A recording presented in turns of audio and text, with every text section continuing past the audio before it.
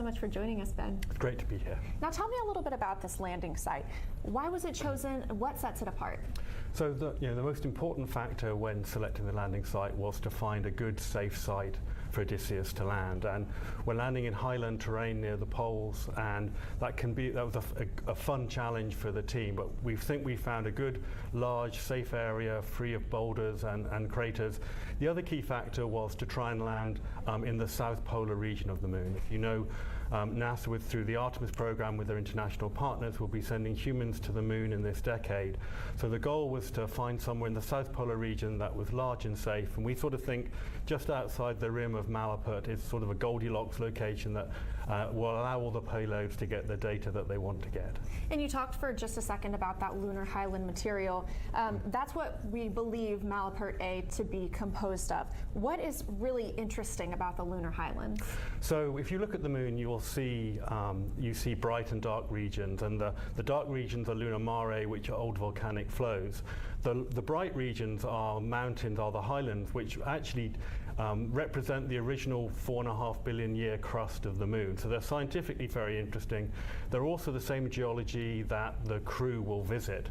And so we want to go and get the first data of the highlands near the poles. And so we have one of our instruments, for example, is SCALPS, and NASA likes its acronym. So it's the stereo camera for lunar plume studies. And so that camera, which is 4 video cameras, will image the dust of the highland terrain right before we land. And so we will learn how it behaves as landers come down. So as we start to put multiple things near the poles, we know how far away we have to land. And we know that there are some interesting conditions for these areas in the lunar South Pole. That can be lighting, that can be communications, terrain itself. So what can we expect at Malapert A? So yeah, as you get very close to the poles, the lighting and communications becomes very challenging. And so for IM-1, we've gone to about 10 degrees, about 300 kilometers from the pole. And we think that's a good location because it's the closest to the pole that anyone's landed. But for example, we've chosen a site where you can see the Earth all the time, which is obviously communications being a key challenge. Whereas for IM-2, our second mission later this year, will go even closer to the pole. So for example, one of the things that we can study is, while we see the Earth all the time, it's still close to the horizon. And one of the things that communication engineers want to know is how communication is affected when the Earth is really close. So that's one example of something we can do in support of Artemis. Well, thank you so much for joining us here today, Ben. That's all the time we have right now. We're going to send it back to Josh and Gary to talk a little bit about the landing sequence. Thanks, Leah. Yeah, Malapert A is a fascinating satellite crater to Malapert, a crater only 300 kilometers from the moon's south pole. The site is named after Charles Malapert, a 17th century Belgium astronomer. The area around the landing site is believed to be made of lunar highland material, similar to Apollo 16's landing site. Apollo 16 was the first Apollo mission to visit the lunar highlands in an area called Descartes. Scientists believe the highlands offered insights into the moon's early history. The Descartes landing site turned out to be a source of rich scientific information. A large sample of rock called anorthosite was recovered from Descartes, which solidified more than 4 billion years ago during the moon's formation, when the outer regions were still molten. The IM-1 mission is carrying NASA payloads that may help better characterize this important scientific landing site for future Artemis missions. And Gary, we were originally targeting from NASA Oceanus Procellarum. It was a lunar mare in the region of the near side of the moon. The decision to move from the original landing site in Oceanus Procellarum was based on the need to learn more about terrain communications near the lunar South Pole, which is expected to be made up of some of the best locations for sustained human presence on the moon. Landing near Malapert A also will help mission planners understand how to communicate and send data back to Earth from a location that is low on the lunar horizon. Now we're coming up on the NDL activation. We have more information about how Intuitive Machines flight controllers intend to land on the moon using this NDL, NASA's Navigation Doppler LiDAR. And Gary, since choosing to orbit the moon one more time, flight controllers have been working to resolve a challenge with the lander's laser rangefinders assigned to the terrain relative navigation and hazard relative navigation cameras. Those provide landing solutions to Odysseus. The lasers are intended to determine altitude and horizontal velocity, but the ones on the lander right now are not working. These are essential measurements required to land on the moon. And while Nova-C's laser rangefinders are not operable, NASA's Navigation Doppler LiDAR sensors are. So during the last 2-hour orbit, flight controllers have been loading software patches and resetting the lander's guidance, navigation, and control system to use 2 laser beams from NASA's Navigation Doppler LiDAR as primary navigation sensors to land Odysseus. That's right, and we're coming up on the timeline for when Nova-C is about to begin the activation of NDL. This is a 3-step process from powering on, becoming ready for operation about 5 minutes later, and then integrating those sensors with Nova-C's terrain and hazard relative navigation cameras ahead of Nova-C landing. So while we wait, let's learn a little more about NDL. So the Artemis program is taking NASA back to the moon, and everything that goes there, including the instruments and people, must be flown there safely and landed there precisely. So the landing phase of that task is one of the most critical aspects of it. NDL is a LiDAR instrument that is used to enable that capability. It uses light in the same way that sonar uses sound. For NDL, we have 3 telescopes where light would come out of the telescope, hit the moon's surface, and some of that light will be reflected back. These telescopes are mounted on the outside of a vehicle so you get a clear view of the ground as it's coming in for a landing. In the Apollo era, large radars or astronauts using their eyes looking out of a viewport were used to help land the vehicles. NDL is going to have to take the burden off of the crew with a much smaller, lower power, and more accurate instrument.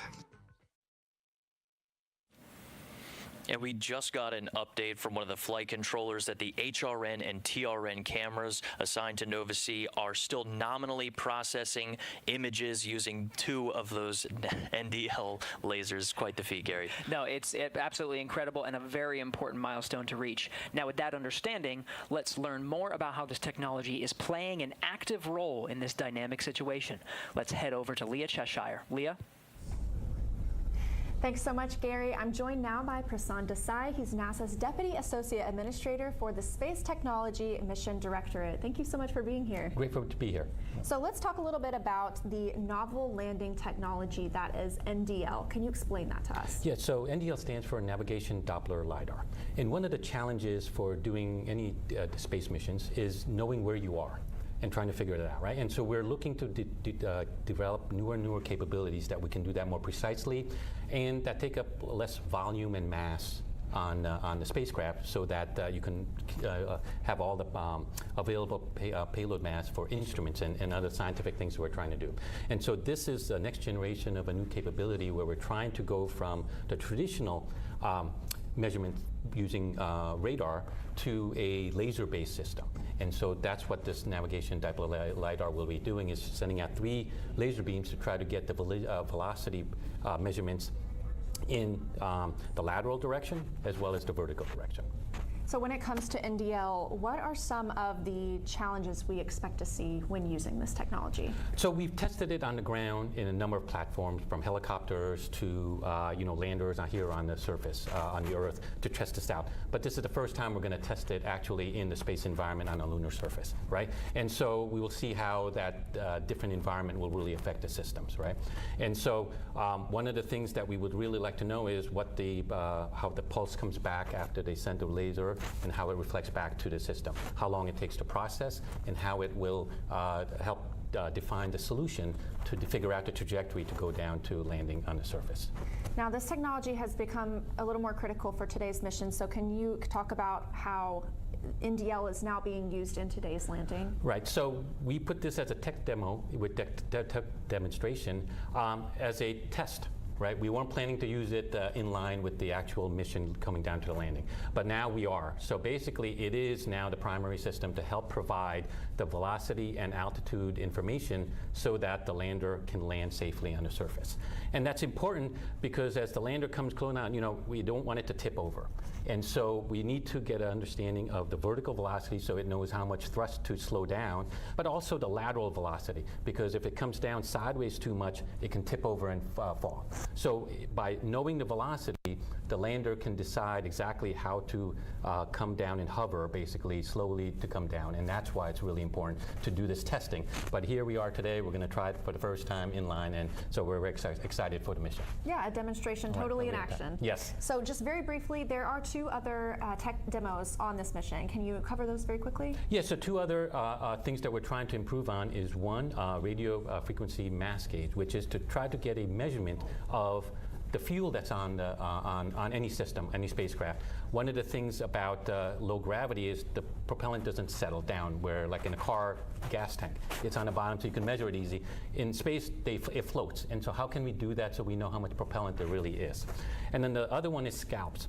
One of the things that as it lands, the thrust is going to throw up all this eject of the lunar regolith and thing. And so we have 4 stereo cameras that are going to take images of that and get data so that we can improve our modeling, so that in future landings we can make them more safer and things like that. So we're using that as a technology demonstration as well to improve future landings to make them more safer. Well, thank you so much, Prasanth. It's really been great speaking with you, really exciting stuff. And for now, we're going to send it back to Gary and Josh.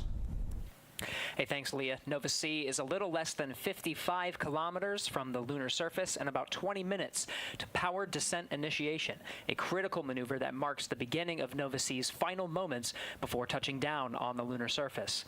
It's no secret that landing on the moon is challenging. Countries around the world have attempted this incredible feat, some successful and some not. Of course, the United States has landed on the moon many times, most notably during the Apollo program.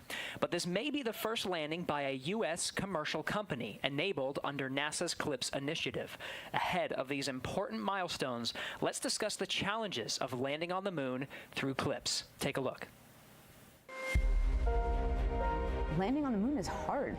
We're going back. Under this Artemis program, we're going to be sending humans to the moon for the first time since Apollo. So ahead of humans, we want to get up as much science exploration and technology experiments as possible. So CLPS starts facilitating a lot of the early science, the things we want to learn before we even send humans. CLPS stands for Commercial Lunar Payload Services, CLPS. The services part is the key element. Ordinarily, when NASA delivers a payload to the surface of the moon, they do it with a commercial partner, but NASA controls the building of the vehicle. Now, we're buying the service of delivery of our lunar payloads to the surface of the moon. It is a delivery service, akin to a delivery service that you'd have here on Earth. NASA will provide payloads to a commercial company. They decide how to get it to the moon. They have to develop their own lander, but they also have to manage the entire end-to-end mission. It's meant to provide affordable, rapid, frequent access to the lunar surface through American companies.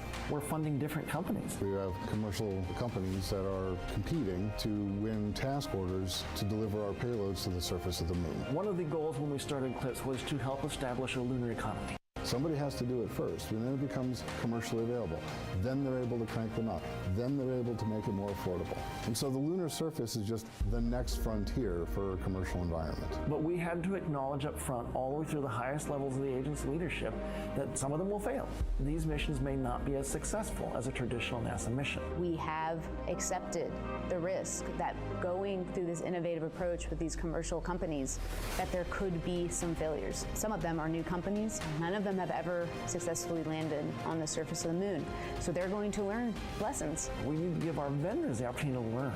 And so that'll help ultimately buy down our risk as these companies learn, okay, what does it take to actually build up the lunar lander, integrate payloads, get to the lunar surface and land safely. They've been able to demonstrate that they have very, very good technical depth and the ability to design and execute missions. We're willing to take more shots on goal. And we aren't risking human lives. And in the big picture, if we're flying missions at 1/10 of the cost of a NASA mission, and we fail 2 of them, we still get 8 missions for that same price. Even with 1 or 2 or 3 failures, this is still a very economical proposition. It's a risk posture which is more risk tolerant than NASA is accustomed to. There's not a single one of these companies that's willing to bet their mission on a coin toss. Every one of them is doing what they can in order to have the most successful mission possible. But the important thing to realize is that risk tolerant does not mean risky. And the rewards are a long-term ability to get payloads to the moon inexpensively, frequently, and rapidly. We want science, so we can then put more of our resources on even more science, exploration, and technology payloads and get more of a return on investment when we get to the moon. CLPS provides tremendous benefit across the scientific and economic communities. So there's a lot we'd like to learn about the moon to help human habitation and prepare us for missions to Mars and beyond. So the moon is the first step. The teams here in Nova Control have been working diligently over the past 7 days to take us this far and are laser focused on the operations ahead. We're following the clock down to the start of those autonomous operations of Nova-C, starting with the powered descent initiation. For now, we're heading back over to Leah Cheshire, who's standing by with NASA's Associate Administrator. Leah. Thank you, Gary. I'm joined now by Jim Free, NASA's Associate Administrator. Thank you for joining us, Jim. Thanks for having me. This is a big day, and what are some of the challenges to landing on the moon that people might not expect? Well, it is a big day, by the way. You're right. I think the challenges are multifaceted. First, getting into lunar orbit is a challenge. Going to the South Pole is different than going to other parts of the lunar surface. The lighting conditions are a lot different than at the equator. So you have your hazard detection has to be a little more reliable. You have to be able to do that last minute avoiding of the hazards that are on the surface and finding that right place to set down, so you're also level or within a tolerance that you can be for level on the surface. We've talked a little bit about how this is a different model for us. So how does NASA help ensure success while we also allow these companies to figure out their solutions? We're able to offer our technical expertise, so companies can ask for technical experts from NASA that might be an expert on lunar surface conditions or orbits around the moon, or even just in assembly of the spacecraft, the vehicles. But they can also ask for help during the mission. We provide help through our deep space network to get the communications, to bring the data back to the control center here, to help them maybe understand their orbit better or get more communication with the spacecraft as well. So both in advance of the mission and during the mission also. And CLPS is just one way that NASA is using, we're working to strengthen the American space economy. So what are some other ways, and why is NASA pursuing this commercial route for complicated space missions? So we started back in space station, where we started with the commercial cargo, where we spurred on investment in commercial delivery of cargo to space station. That's ported over into our cruise flying commercially. We're doing that on the Artemis program, buying things by service so that we can spur on other investment that allows us to get our resources and use them elsewhere to do other parts of our mission, exploring the moon or beyond. You talked a little bit about Artemis for a second. So how does CLPS fold into NASA's plans with Artemis and with this Moon to Mars architecture? I think I could talk about Artemis for hours. But CLPS is absolutely essential for Artemis. It's our first steps of understanding the lunar environment. So the Intuitive Machines lander is going to help us understand how the lunar dust moves as the rocket plume, the exhaust of the rocket hits that dust. We need to understand that because we're going to land even bigger landers with our humans in the future, and we want to land it close to our other elements so we're not blowing that dust everywhere. How does it behave? So that's just one part of it, but it is our first step of understanding that environment that we're going to put our astronauts on the surface. And of course, we're really, really looking forward to that mission. But for now, thank you so much for joining us here today. We are going to go back to Gary and Josh to highlight some more payloads ahead of the powered descent initiation.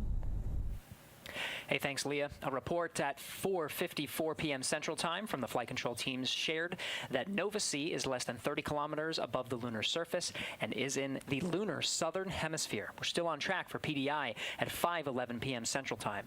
Nova C will perform this maneuver to slow the vehicle's descent, then pitch over and scan the landing site for hazards, making any necessary corrections in the final burns to ensure a safe landing. We've highlighted 5 of the 6 NASA payloads so far throughout our broadcast today. Let's talk about the final NASA payload, LN-1. Lunar Node 1, or LN-1, is a small CubeSat-sized flight hardware experiment that integrates navigation and communication functionality for autonomous navigation to support future lunar surface and orbital operations. Lunar Node 1 is meant to be a demonstration of how we can use various navigation technologies to figure out where you are in and around the moon. I'm holding in my hands the Lunar Node 1 mass simulator. We use this build to test out our vibrational modes, put on a shake table, and also do fit checks with the lander itself.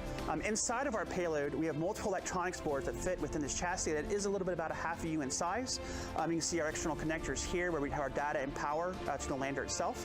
And within here, we have multiple boards that do the power regulation, our data control, our FPGAs, all those kind of electronics pieces are in here, as well as a small S-band radio that attaches up underneath this top radiator in order to distribute this heat, and then to talk to the antenna, which mounts here. This is the same size and build as the flight payload. It's just not covered in MLI or some of the other materials that you'll see on the flight build itself.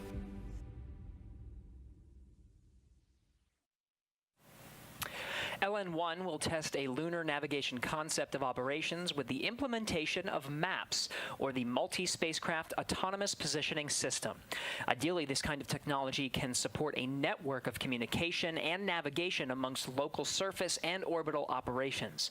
LN-1 will test multiple navigation links from the surface of the moon back to Earth to characterize both MAPS transfers as well as GPS-like signals that could support a future lunar communication and navigation network.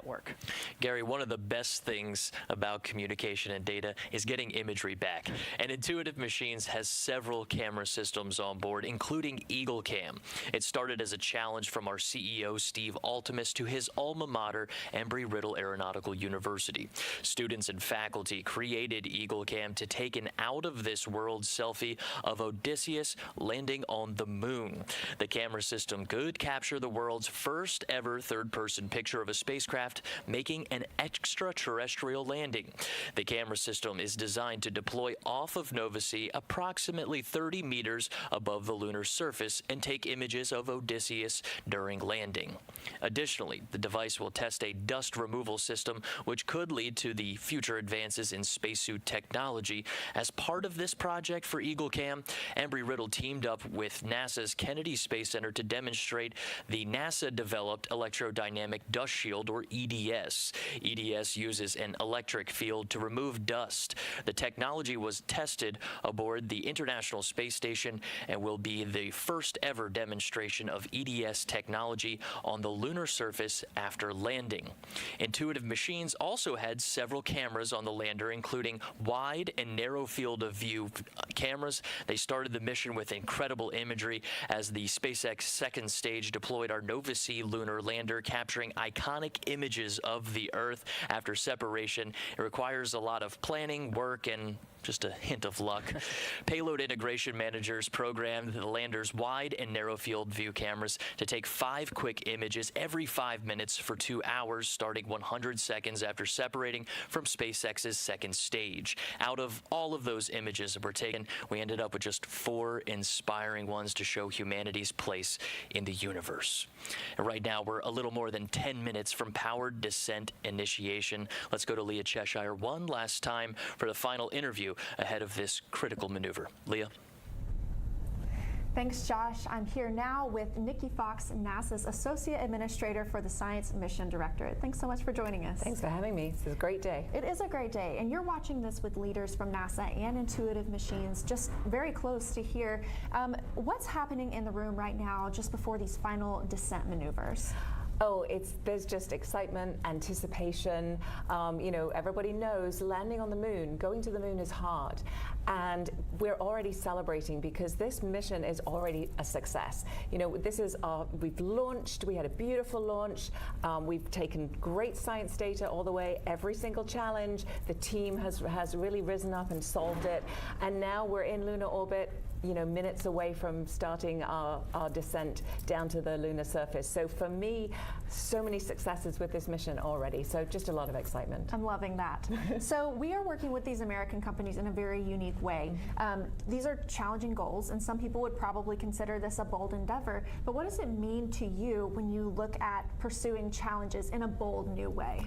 I mean, you're right. It is bold. It is a new way of doing science. It is a partnership with totally new companies who haven't done these things before, and we are partnering with them, and they are taking our science. It's a way for us to get more science and more technology to the moon quickly. So it's faster. It's very cost-effective. It's very efficient. We're on our way. We've got the 6 payloads from NASA, and we're excited to get them down there. With every new thing we do, there's always a challenge, there's always risks. This is a high risk but super high reward, and it'll get tons of science on the surface. And for my NASA science, this is exciting because our Artemis missions and our lunar science touches all 5 of our science divisions in very profound ways. So super excited. You said high reward, so I want to talk for a minute about the valuable scientific insight that we can get from the moon. What is that? What does it mean for NASA? I mean, there's so much we can do on the moon, particularly where this one is going down to the South Pole. We think we're going to find great volatiles down there. So as we get prepared to send our astronauts there, then we know that there's water there, and we can use that water. Water's very heavy to carry, so it's really great if you can use it on the moon. We can break it up into hydrogen and oxygen, use it for fuel. Really great for our sustainability, but also where they're going is one of the oldest regions of the moon, about 3.85 billion years old. So we can actually learn about what our solar system was like before life started. Life is very noisy. We're very, very noisy here on Earth. The moon is just like pristine, and so we can really do some amazing science. I look forward to learning more about it. So any final words before we wrap it up? Just thank you. I mean, literally, thank you. This is such an amazing team. Thank you to the people that put the science and the technology experiments on with us, those teams. Thank you to the commercial teams that put their instruments on and are riding with us. Thank you, of course, to Intuitive Machines for this just beautiful, beautiful lander. And thank you to SpaceX for a beautiful ride to space. It's such an incredible effort. All one, I don't know, I'm a big bundle of emotion. Go NASA, go CLIPS, go OD, go Intuitive Machines. I'm with you all the way. Thank you so much for joining us here today. Now we are following Intuitive Machines flight controllers during Nova-C's final descent. So back to Josh and Gary. Thanks a lot for that, Leah. During that interview for folks at home, we did hear that there was a maneuver to burn attitude, which means the lander is starting to make the positional requirements needed. And we're going to start listening into the IM1 channel so folks at home can hear. We just heard from flight controller about 5 minutes until TIG. Altitude of 10 kilometers, downrange 1,100 kilometers. TIG being time of ignition, so we're inside of 5 minutes. TIG minus 5 minute dead pins. TIG minus 5 minutes. We are standing by for powered descent initiation. Gary, this is a critical 11-minute burn to slow the lateral velocity such that Nova-C can pitch over for further operations. And while we were in that interview, we did hear that the main engine gimbal checkout was completed. So now we're focused on the operations with Nova Control. For folks at home, we are listening into the live channel there. That's right. A lot's happening in Nova Control. We're going to be hearing these status calls periodically as we follow the flight control teams that are monitoring Nova-C's descent towards the lunar surface. A lot's happening, Josh. Of course, we have this 11-minute burn. We're focused on the propulsion elements of this PDI. At the same time, the spacecraft is oriented in such a way that it can use a technology called terrain relative navigation to scan the environment along the way. What's happening there? Right, so we know that we needed terrain relative navigation then when we were descending and coming down to the lunar surface.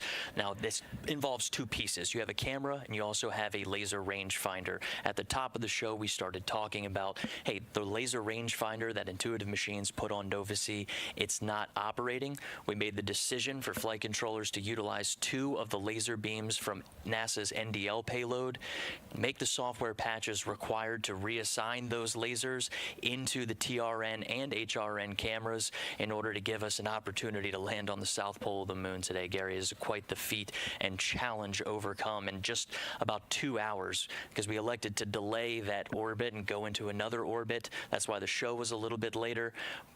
It appears to be paying out. The last call-outs that we heard, Gary, we're talking about beginning processing optical images, and that was nominal. The last time we heard that was just about 20 minutes ago. The status checkouts of these critical systems are essential to understanding the performance. The folks you see now on your view, this is Nova Control. They're monitoring every step and all the data coming from Nova-C ahead of PDI, which is scheduled just a little bit after 5:11 p.m. Central Time. Exactly what are these folks looking at, Josh?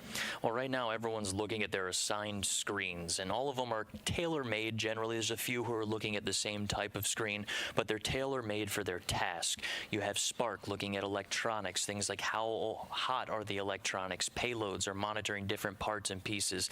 5 degrees to burn attitude. 5 degrees left until burn attitude. The vehicle's still getting ready for this PDI ignition, which we expect here in just about 2 minutes, Gary, two minutes. So everyone's looking at their screens and doing their respective jobs and reporting up into the mission director, while the activity director is keeping in touch with everybody and making sure we're putting this whole thing together. Press started. There's a call for tank press started. Just a little bit before that, Gary, we did hear that they were working on the cryo fill. So these are all steps that are leading towards PDI, powered descent initiation. We expect that to take about 11 minutes, where we're slowing Nova-C's velocity approximately 1,800 meters per second, and that's required to get this lunar landing opportunity in just a few minutes. 90 seconds to TIG. Propellant tanks at flight pressure. All right, 90 seconds until we begin that propulsive maneuver. Again, power descent initiation is about a 10 or 11-minute burn that will slow the spacecraft's descent. A lot's going to happen after that 10 minutes, Josh. This is a single continuous burn. After that, we're going to see a lot of events in rapid succession: pitch over, vertical, and terminal descent. And we just heard another call out from the prop console saying that feed line prep is complete. What that means is Nova-C's propulsion system, that mixture of liquid methane and liquid oxygen, that feed line is prepped, getting ready to go into an injector to blend those two propellants, and the propellant and the oxidizer, and have ignition of PDI. We're tracking that in just under a minute, Gary. Converging on burn attitude. Lander is getting into the correct attitude required. Feed line prep complete, both sides. Another call for feed line prep complete for liquid methane and liquid oxygen in preparation for this PDI burn.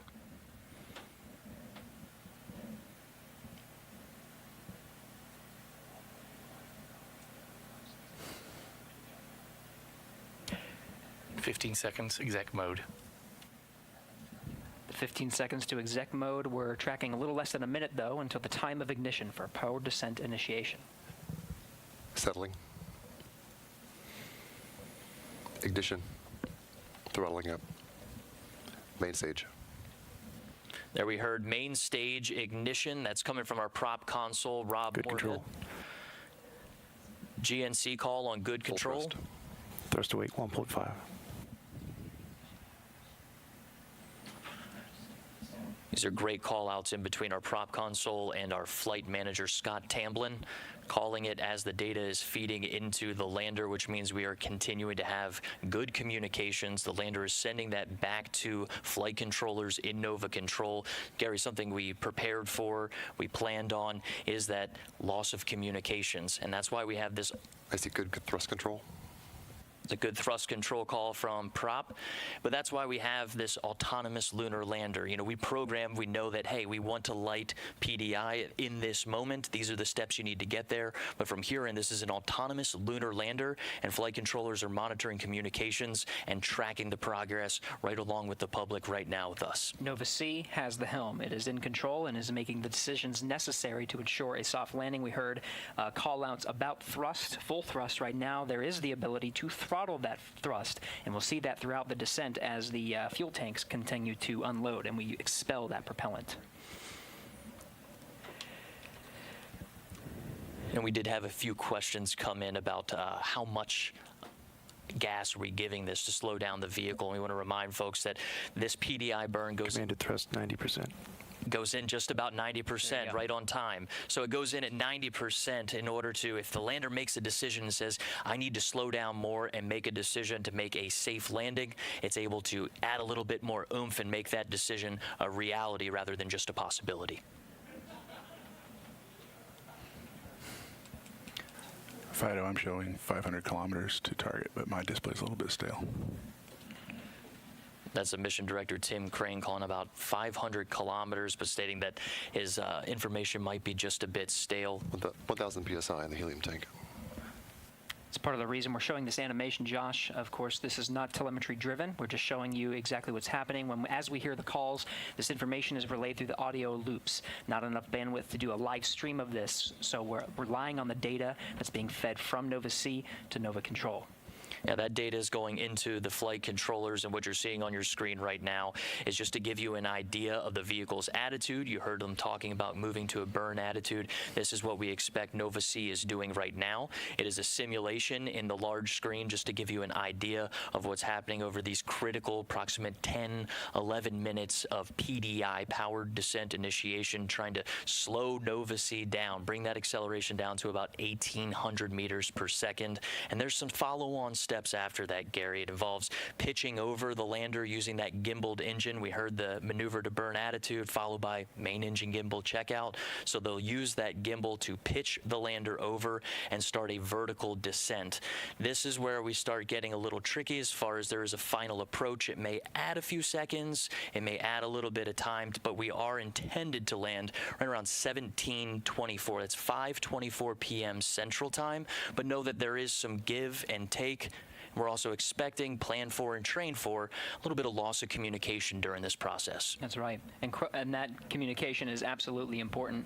And part of the reason, and we've been stressing this, Josh, is the autonomous operations of Nova C. Part of that is after it performs that pitch over maneuver.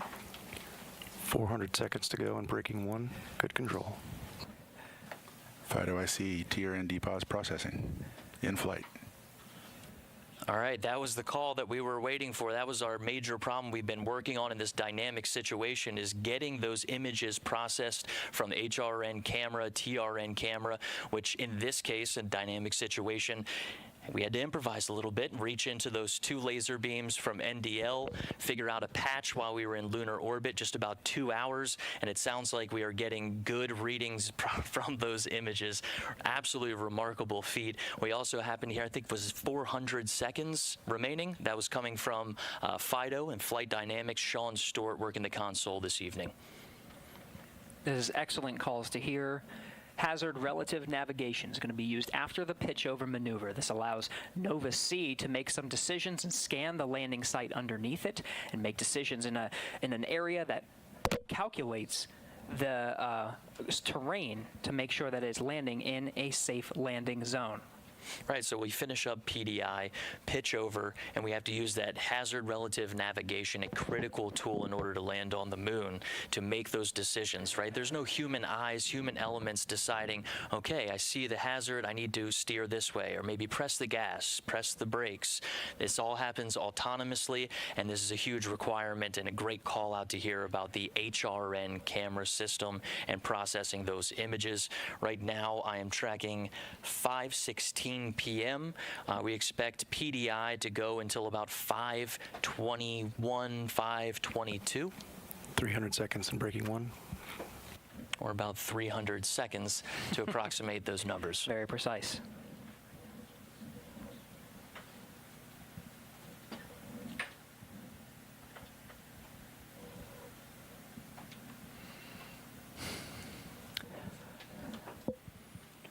Josh, after those final series, Thrust to weight is 1.7. following along, after those critical maneuvers, Commanded thrust still 90%. 90% thrust. We'll hear those call-outs periodically. We started at full thrust, 90%, Engine still performance throttling, nominal. and good 500 performance PSI on that left engine. tank. That's a great call out. Two things there. Nominal performance on this engine as well as the helium tank. So what we haven't mentioned so far in the show is that the helium tank pressurizes that liquid methane and liquid oxygen tank. But in addition, it's also used for reaction control system. Those are the small spurts that you see at the top of the lander in the animation that control the vehicle's attitude. So for things like landing on the moon, you really want to land at the right attitude. That way your antennas are facing back, direct line of sight to Earth, and you can get that ultimate confirmation once you do suspect that you have landed on the moon. The antenna alignment is an important element of landing on the moon, Josh. We're expecting the high-gain antennas to be pointed towards Earth to confirm, but there may be a delay. We are expecting some sort of delay. I was talking to the mission directors about how quickly we could receive a positive confirmation after this landing process is through, and there was some dispute over how long. The earliest was just about 15 seconds after we see timing of when the event is supposed to happen. So right now we're tracking about 5:24 p.m. Central Standard Time, so maybe anywhere from 15 seconds after that, maybe a few minutes, 2 to 3 minutes while we work to acquire that signal, because as you mentioned, the lander is going to a general area. 9 kilometers altitude. 9 kilometers altitude call from Tim Crane. The lander is going into a general area that we say, this is the general area we want you to fly to. It's using that hazard relative navigation to make better decisions about, this is an area with the least amount of slope. This is an area that's free of boulders and other obstacles. So it's making autonomous decisions about where to go. 3 minutes to go. Breaking 1. 3 minutes call. Just to wrap that up, when the lander is making those decisions, Gary, it's also very difficult to track. We've been very fortunate thus far tracking communications to this point. To wrap that up, Josh, 3 minutes, that brings us to just shy of 5:22 p.m. Central Time. We should hear that the power descent and initiation burn is complete. Then we'll begin the next series of maneuvers to get us towards vertical and terminal descent. It starts with pitch over. And just looking at our notes here, we did go into this burn expecting pitch over at 5:21 and 57 seconds. So good call out on the timing of that maneuver. It's important to remember PDI starts an engine burn that does not stop until landing. So this is a throttleable liquid methane, liquid oxygen engine. We lit the engine at PDI, and while we are changing into a pitch over, vertical descent, and terminal descent and then landing, that is a throttle down to the lunar surface. And when we do get out of PDI, if we hear that call of PDI complete, good burn, everything after that is going to happen in very quick succession, Gary. The time it takes to go from pitch over to landing, or what we estimate landing to be, just looking at maybe 90 seconds is what we expect nominally. 3 minutes to touchdown. There is some wiggle room. 3 minutes to touchdown call from the mission director. For an on-time landing, that sets us a little after 5:23 p.m. Central Time. Right, our notes going into this burn, 5:23 and 25 seconds. The autonomous operations, Josh, sets this to a clock. This is exactly what we got relayed before the start of our Still coverage processing. today. We're right on track. DPAS, terrain relative navigation measurements. Excellent call out. That solution that flight controllers were working so hard on to make sure HRN was working, pulling on extra resources that weren't originally planned for from those 2 laser beams from NDL. It appears and sounds like that solution is working, and the people working to patch that software were certainly under pressure. The clock was ticking as we went into that extra lunar orbit. It wasn't a situation where we could just sit in lunar orbit and try to solve our problems indefinitely, and it's sounding good so far on the call outs. 2 minutes remaining till touchdown. 2 minutes to touchdown. That required a patch to be designed on the ground and uplinked to Nova C to confirm that those laser sensors on NASA's navigation Doppler lidar could be routed to the terrain relative navigation and hazard relative navigation. That call out is fantastic. Fighter, do you have an altitude reading?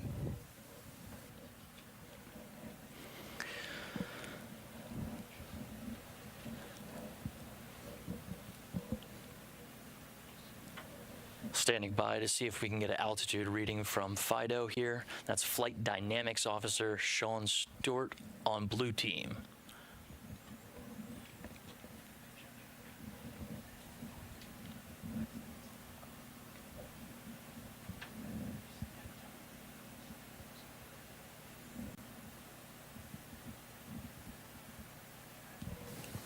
Confirm that looked like a pitch over gimbal. Let's do it. Sounds like we have some data that confirms pitch over. This starts the HDA process. That's hazard detection avoidance. Throughout this show, you've heard Gary and I talking about the problem that was attempted to be solved in lunar orbit, making the decision to not only postpone this show. NDL indicates altitude of 1,000 meters. 1,000 meters call out from NDL. That is coming from flight management. This is a system right now. NDL was not intended to be the primary landing system on this. Instead, we're using 2 laser beams from NDL and feeding that into that hazard detection and avoidance system that you see on your screen right now, with the lander making autonomous decisions about where it wants to land. That is generally Less than 1 minute remaining to touchdown. Less than 1 minute remaining for touchdown. And again, that's the time of touchdown. It may take some time to actually confirm the status of the lander. And in this process, we do have a deployment of Eagle Cam attempting to take the third-person images of Nova C going down to the lunar surface. We are inside of 1 minute, Gary.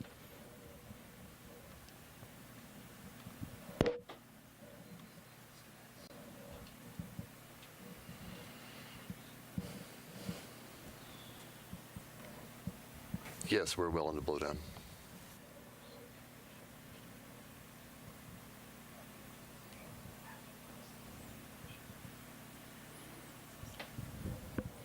And we're tracking here in the broadcast booth. The clock has reached the expected. May take a minute for comms to reestablish. Stand by.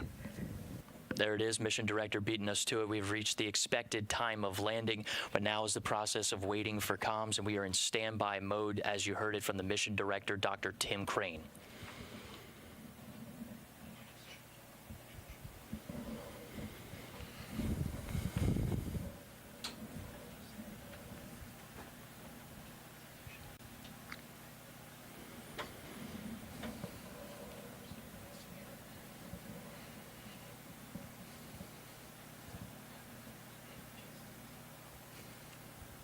And 1 minute has elapsed from the notes that we have, Gary, of that original burn starting at PDI. And you have carrier lock. That's MD asking if we are getting the ground stations locked on to Nova C.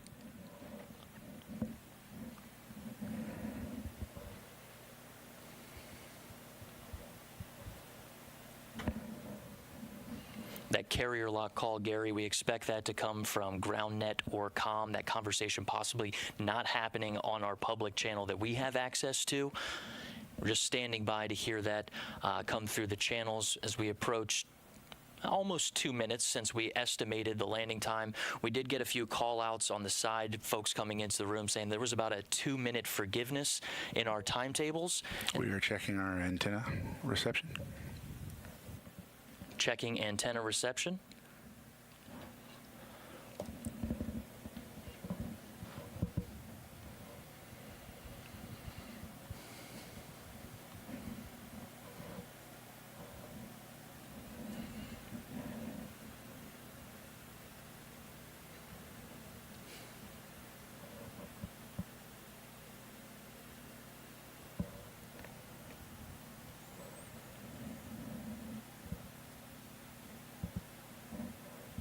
And we're standing by, Gary. We're standing by just as we approach 5:26 p.m. Central Standard Time. Given those mission directors' notes of the flexibility between what we were tracking, what we were given was just about 5:24. All stations, this is MD. Please look back through your logs and confirm the last information you had, and we'll determine this is a comm outage. And that's the mission director, Gary. These are our notes here of what we believed. We talked about the comm outages with the lander making autonomous decisions. This is the process of going through the last bit of data that came into Nova Control and working to verify, okay, this is the last bit of data. Where was the lander possibly going? How do we look for it and establish those communications? Nova-C uses 4 antennas placed at the top of the lander that are designed to capture these communications. But we did expect this. We talked about it, that this is a communications challenge in it of itself, and right now we're standing by to hear that communications call out. We're just a little more than 3 minutes from the time of when the clock reads 0 for Nova-C landing on the moon.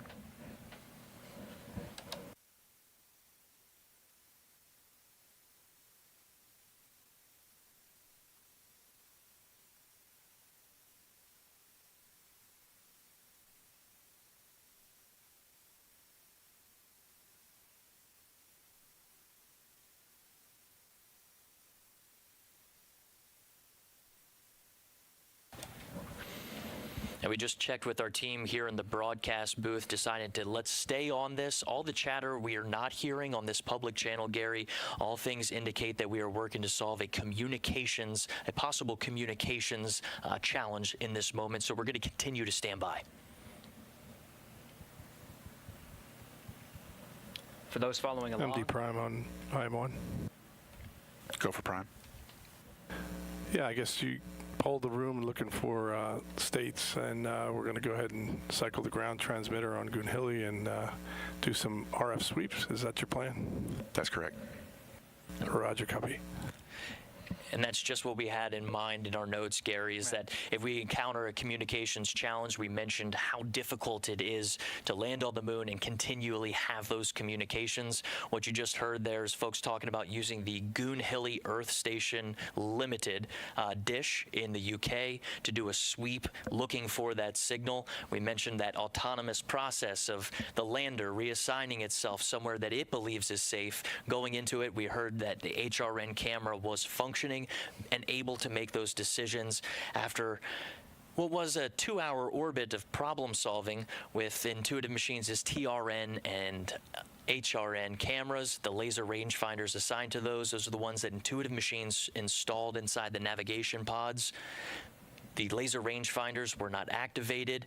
We went to NASA and asked to use 2 of the laser beams on the navigation Doppler LiDAR. That's right. And spent 2 hours in orbit. Team, we're going to confirm our pointing vector with our antenna for post-landing. Yep. We spent about 2 hours in orbit to solve that problem. We got good readings on the way down. And right now, we are working to confirm communications on the surface of the moon, roughly around the Malapert A region. That is the South Pole region of the moon. That's right. What we do know is the power descent initiation. We were following along on the status calls. We executed a pitch-over maneuver, and we're counting down the clock to a landing time of 5:23 p.m. Central Time. Well, Josh described those processes of working on the communications component to confirm data from the lander, pulsing the teams surrounding him to check the status of Nova-C and the data that they were receiving here in Nova Control to confirm landing. And part of that, Josh, as you described, is communications. We're standing by. Fido MD on IM1. QMD. I'm looking at our phase plane there for the last part of the flight. Looks like we had excellent pitch and yaw control throughout, but I did see a little bit of a roll excursion. Could it be that we landed off angle and roll in the final phase? So I do see we had up to an 8-degree excursion. We're about to begin the roll maneuver, which is about terminal phase. The terminal phase, which is a large roll maneuver to get to landing attitude. That's the last data point I have. But up until that point, we were really solid. Right. So terminal phase begins at 30 meters. Or post HDA. Post HDA. Post HDA. 400 meters. Very good.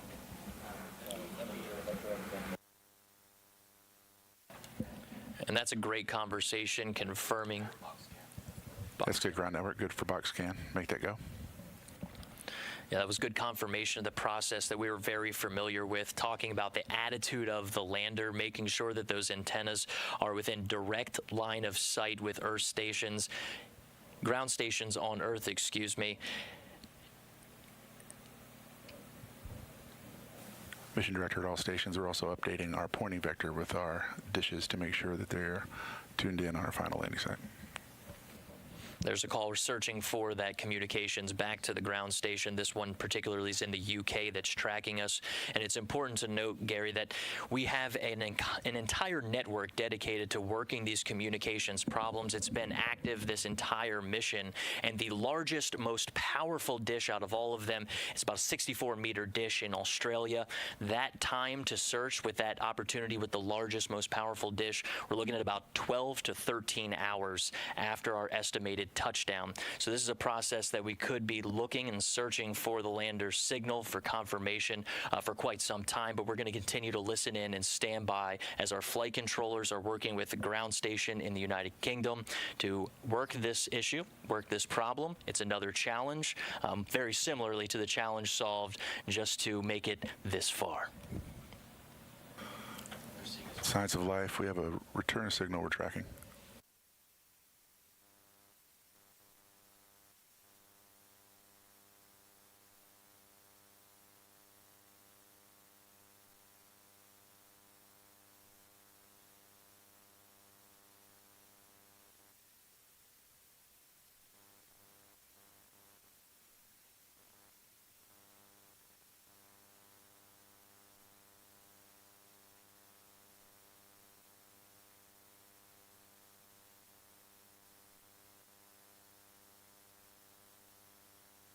We have an onboard fault detection system for our communications that after 15 minutes with lack of communication will power cycle the radios, and then after that for another 15 minutes it will then switch antenna pairs. So we have some time here to evaluate. We do have signal that we're tracking, so we'll see what happens.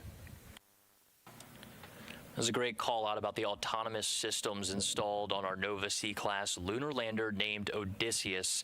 The process he's mentioning, Gary, is very similar to the one that we were preparing ourselves for at AOS, to where the lander has systems in place to recycle its antennas, to switch antenna pairs, and that was very similar to what we thought we were going to need to do after acquisition of signal. When we separated from the second stage of the launch vehicle, if we made it to a certain point, the lander was autonomously programmed to start taking matters into its own hands, and that was the information that our mission director, Dr. We're not dead yet. We're also not dead yet.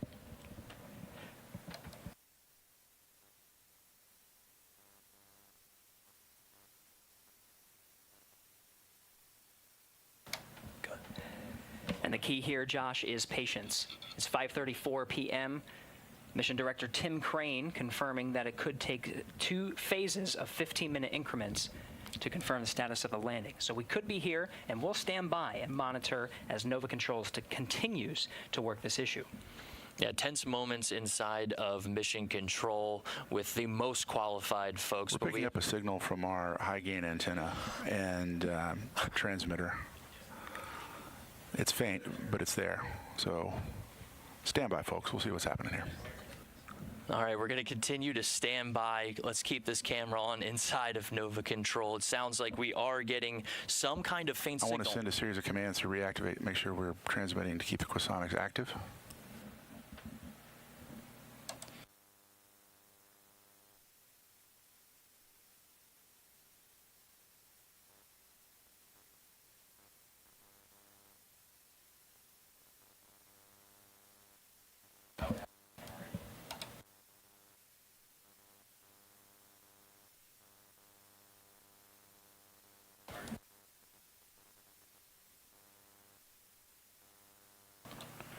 We're still standing by. The last call from Mission Director Dr. Tim Crane was that we were getting a faint signal from Odysseus's high-gain antenna.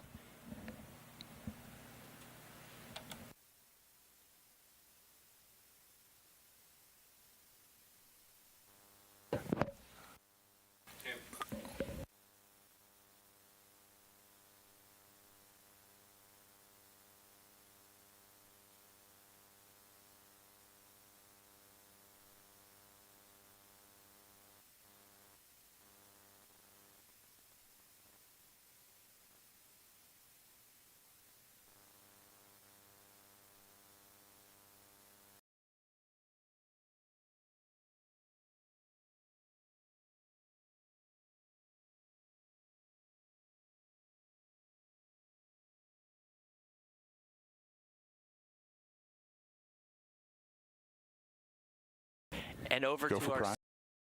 CEO, Steve Altimus. Yeah, if I could just pass on a few words to the entire team in Intuitive Machines at Superbab and here in the Mission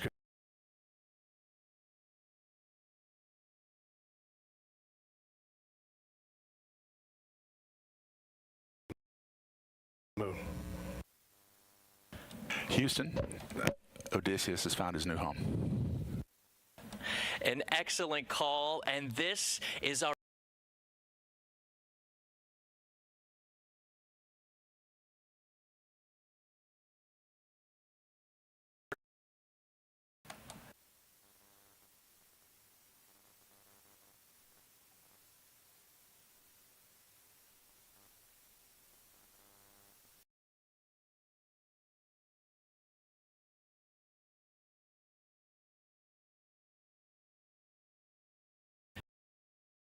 something else, a faint signal. Now it's time to work on refining that signal. But Dr. Tim Crane, our mission director today, making the call. Odysseus has a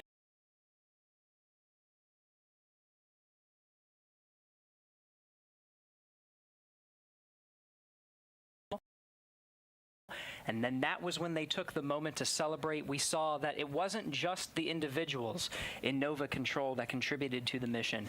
The contributions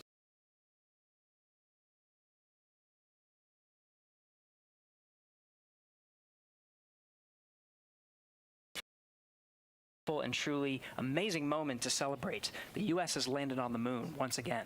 And to everyone, you mentioned it goes beyond just the folks that we saw on camera.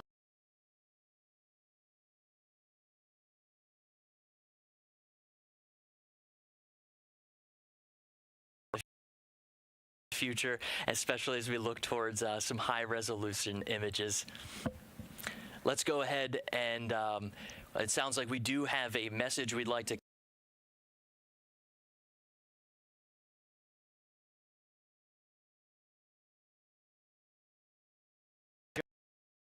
Josh, are flooding into the teams that made this happen. Really sets a tone for the American leadership and the future of a strong lunar economy.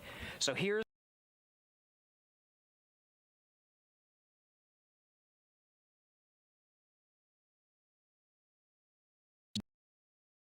along the great cosmic bridge from the launch pad at the Kennedy Space Center to the target of the south pole of the moon.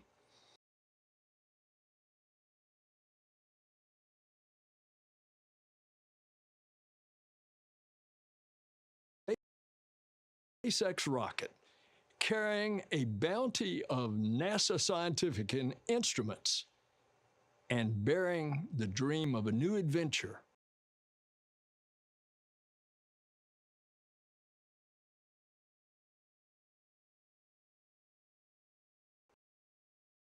Aced the landing of a lifetime.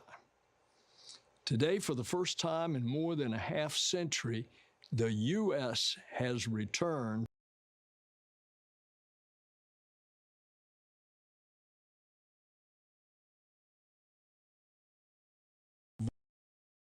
voyage up there.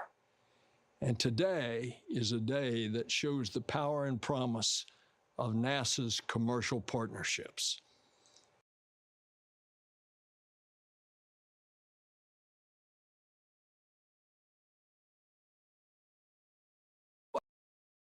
What a triumph. Odysseus has taken the moon. This feat is a giant leap forward for all of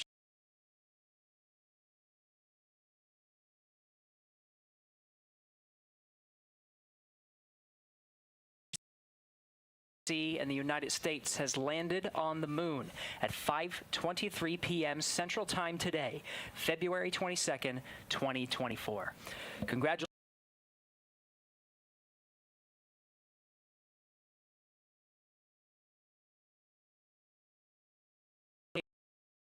Payloads and gathering important scientific data to help ensure future successes in Artemis missions. For more about NASA's CLIPS initiative, visit nasa.gov/CLIPS.